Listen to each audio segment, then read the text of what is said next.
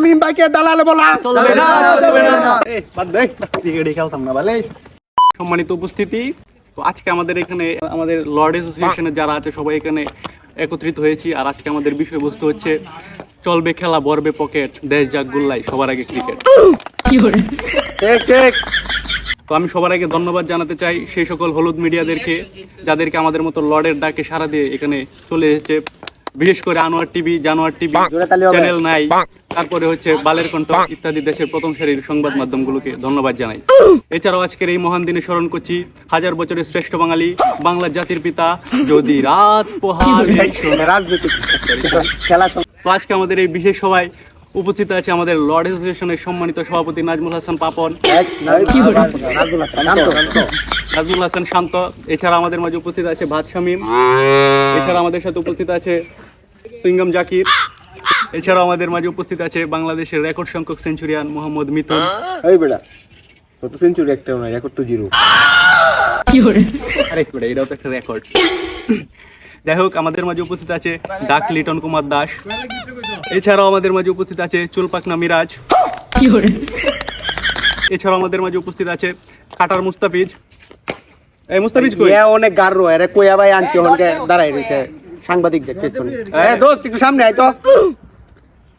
কি ব্যাপার, ও আসে না কেন? এই এটা তামিম ভাই বলে একটা রাজনৈতিক মামলায় ঢুকায় জানতে ঝামেলা করতে। আমি ওর নিয়ে আসতেছি সংবাদ সম্মেলনের মধ্যে দোস্ত ব আরে বেটা কই দিতাম না। আরে বয় না, আরে বেটা আমি দাঁড়াইছি না। দাঁড়া। বয় না তো জায়গা আছে, আরে বাবা, বয় না। এই ছেলেটা তো ঝামেলা। তো আজকে আমরা এখানে লর্ড অ্যাসোসিয়েশনের সবাই আমরা এখানে উপস্থিত হয়েছি একটা বিশেষ দাবি নিয়ে। তো আমাদের দাবি অবশ্যই মানতে হবে। তো ভাই কি দাবি? আপনার দাবিটা কি? তামিম ভাইয়ের একটা কল দিয়ে জিজ্ঞাসা দাবিটা কি। আমি এই তামিম ভাইয়ের কল দিলে ঝামেলা ভাই, আপনি কইলে। আচ্ছা, সমস্যা নাই, আমাদের দাবি অবশ্যই মানতে হবে, ঠিক আছে? আর আমাদের সবার আগে হচ্ছে ক্রিকেট। ক্রিকেট বাঁচলেই দেশ বাঁচবে, দেশ বাঁচলেই বাংলাদেশ বাঁচবে, ঠিক আছে? আপনারা যেভাবে দালালি করতেছেন, আপনাদের তো মনে করেন এই দেশে জনগণ বয়কট করার চিন্তা ভাবনা করতেছে, তো আপনাদের মতামত কি? এটা কোনো সমস্যা না, কারণ আমরা হচ্ছে এখানে যারা আছে বাংলাদেশের লর্ড, এরা সবাই বাংলাদেশের সবচেয়ে বড় বড় সেলিব্রিটি। বাংলাদেশের জনগণ আমাদের খেলা দেখে আমাদেরকে পছন্দ করে, তারা সবসময় আমাদের সাথে সহবাস করে। সহাবস্থান করে, তারা সবসময় আমাদের পাশে আছে, সমস্যা নেই।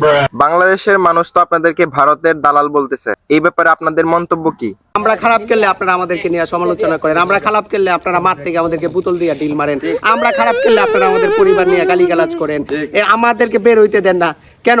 এত গালিগালাজ করার পরেও তো আমরা আপনাদের সাথে সেলফি তুলি না? একটা সেলফি তুলতে আসলে কি আমরা না করি? আমরা এই যে মুস্তাফিজ, সে ভারতে খেলতে যাইতে পারতেছে না, আমরা কি এর বিরুদ্ধে কিছু বলছি? কিচ্ছু বলি নাই।